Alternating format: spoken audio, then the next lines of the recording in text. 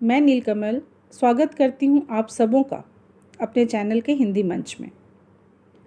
आज मैं आप लोगों के समक्ष एक कहानी लेकर प्रस्तुत हुई हूँ। वो कहानी जो भारत के गौरवशाली अतीत की बात बताता है। तो चलिए सुनते हैं। प्रताप मेवाड़ का राणा बना, पर बिना राज्य, बिना धन और बिना राजधानी के। उसके पिता उदय सिंह प्रताप के लिए विरासत में जो छोड़ गए वह थी पराजय, पतन, कंगाली और एक लंबा बेअंत संघर्ष। मेवाड़ प्रताप के पुरखों की जन्मभूमि थी। अब वह अकबर के हाथों में जा चुकी थी। शिवपुर, कोटा, गगरौन, मांडलगढ़ और यहाँ तक कि चित्तौड़ के मुख्य दुर्गों पर भी मुगलों का ध्वज फहराने लगा था। राजा संग्राम सिंह की शान का कोई दूसरा वीर न था, पर वे भी स्वतंत्रता की भेंट हो चुके थे। रावत चूड़ावत, सोलंकी, रावत पत्ता आदि स्वाभिमानी वीर भी एक एक करके युद्ध में काम आ चुके थे। शेष रह गए थे वे राणा जो अकबर के दरबार में मसनद पा लेना ही अपना कर्तव्य मान बैठे थे, और साथ वे ले जाते थे शहंशाह के लिए रोटी बेटी का प्रस्ताव।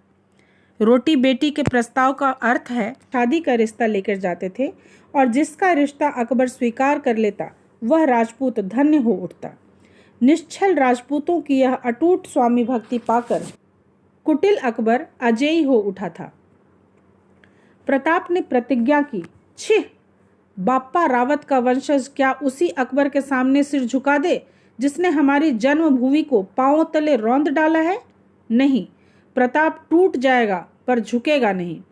मैं प्रण करता हूं कि जब तक मैं दुश्मन को मेवाड़ से खदेड़ न डालूंगा, जब तक चित्तौड़ के दुर्ग पर पुनः अधिकार न कर लूंगा, तब तक पत्तलों पर अन्न ग्रहण करूंगा और तिनकों की शैया पर सोऊंगा। प्रताप ने आजादी का बीड़ा उठा लिया। राजपूतों ने संघर्ष के लिए शस्त्र उठा लिए। वीरांगनाओं ने बलिदान की शपथें उठाई। मेवाड़ के नाम पर मेवाड़ निवासियों ने कुछ भी न उठा रखा।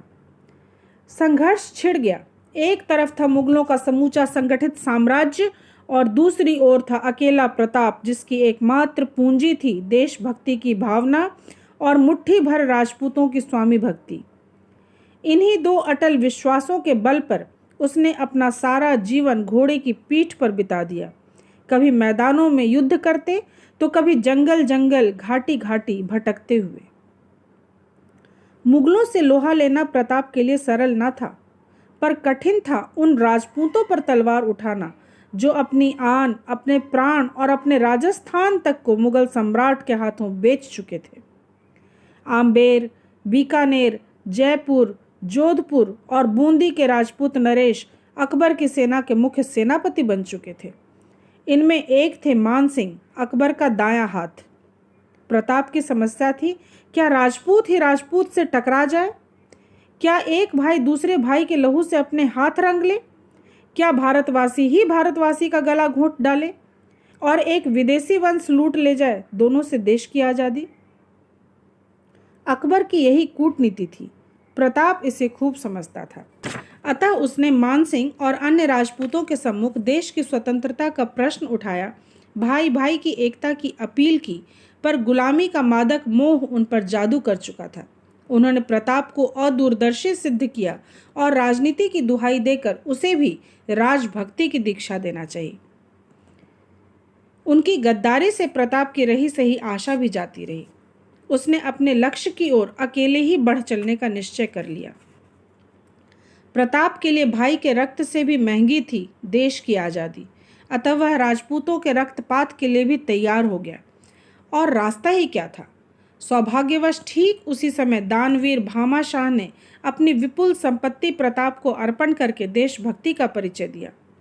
उधर अकबर ने देखा कि उसकी विजयाकांक्षाओं की राह में एक ही कांटा है, महाराणा प्रताप। उसे निकाल फेंकने के लिए उसने 2 अप्रैल 1576 को मुहर्रम के दिन एक विशाल सेना प्रताप का दर्प चूर्ण करने के लिए भेजी, जिसका सेनापति स्वयं मान सिंह था और उसके सहायक थे प्रताप के अपने भाई शक्ति सिंह और सगर। मुगल सेना ने रणभोर गांव के निकट बनास नदी के तट पर अपनी छावनी डाल दी। यानी अब राजपूत ही राजपूत के खिलाफ लड़ रहे थे युद्ध भूमि में। उन दिनों मेवाड़ का अधिकांश भाग मुगलों के अधीन था। प्रताप के अधिकार में था राजपुताने का एक छोटा सा पहाड़ी प्रदेश। उत्तर में कुंभलगढ़ से दक्षिण में वृषभदेव तक 10 मील का भूखंड तथा पूर्व में देवारी से पश्चिम में सिरोही तक 70 मील का पर्वतीय प्रदेश। यह प्रदेश एक के बाद एक कठिन पर्वत श्रेणियों से घिरा है। प्रताप ने मैदान में युद्ध करने की अपेक्षा इसी पहाड़ी प्रदेश के आश्रय में रहकर मुगलों का सामना करना उचित समझा।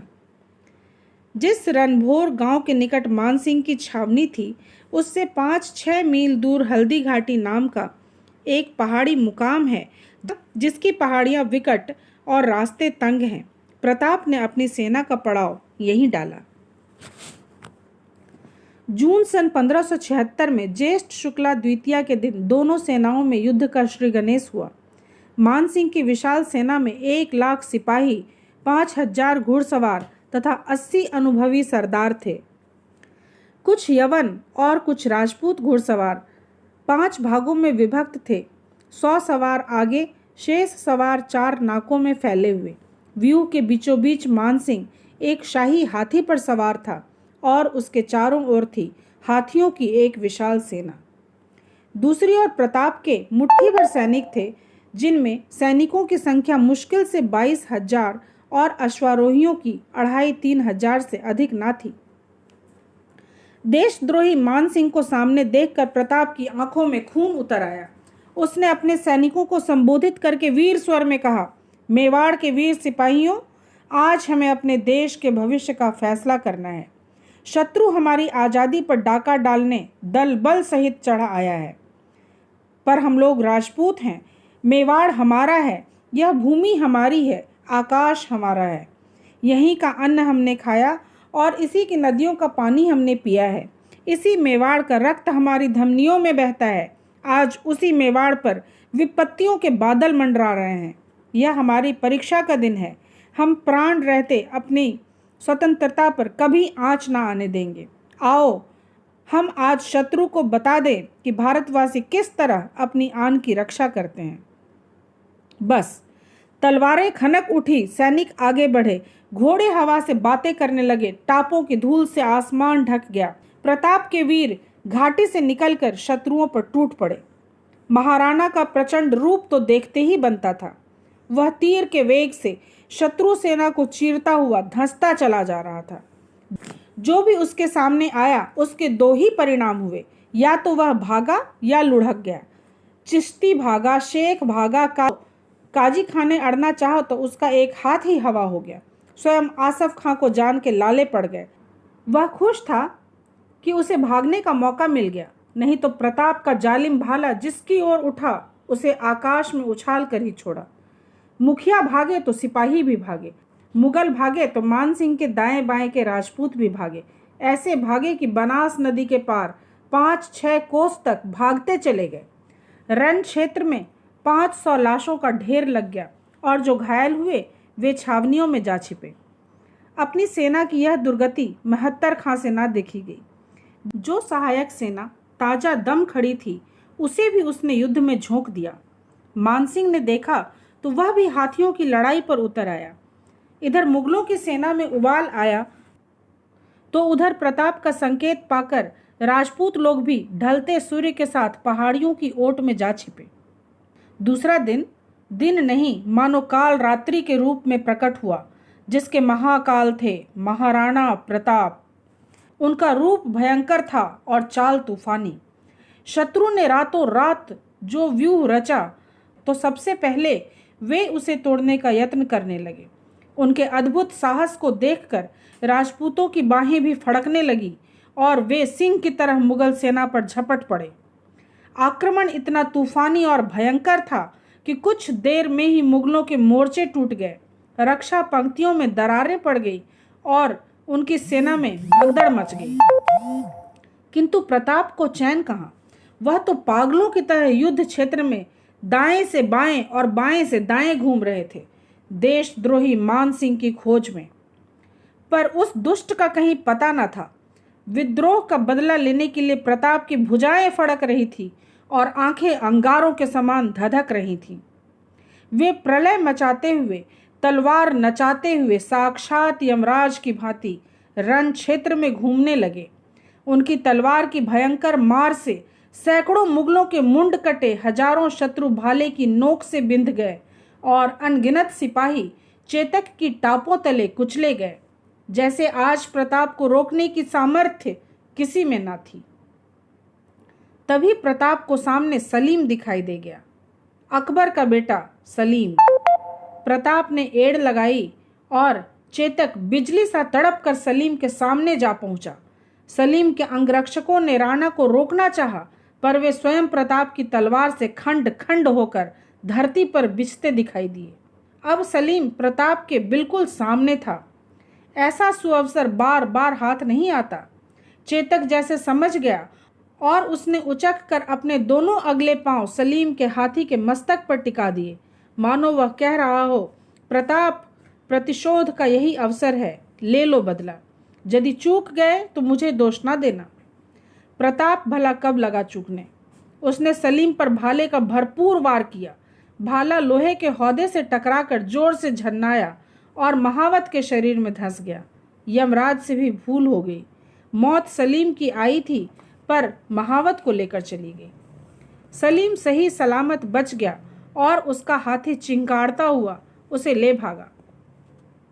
प्रताप ने देखा कि शिकार हाथ से निकल रहा है, तो उसने घोड़ा दौड़ाकर उसका पीछा किया, किंतु मुगलों के उफनते जनसागर ने सलीम को ऐसे ढक लिया जैसे बादल सूर्य को ढक लेते हैं। चारों ओर से सिमटकर अकेले प्रताप पर टूट पड़े और लगे अपना शौर्य आजमाने। प्रताप पर तलवारों और बर्छियों की बौछारें पड़ने लगीं।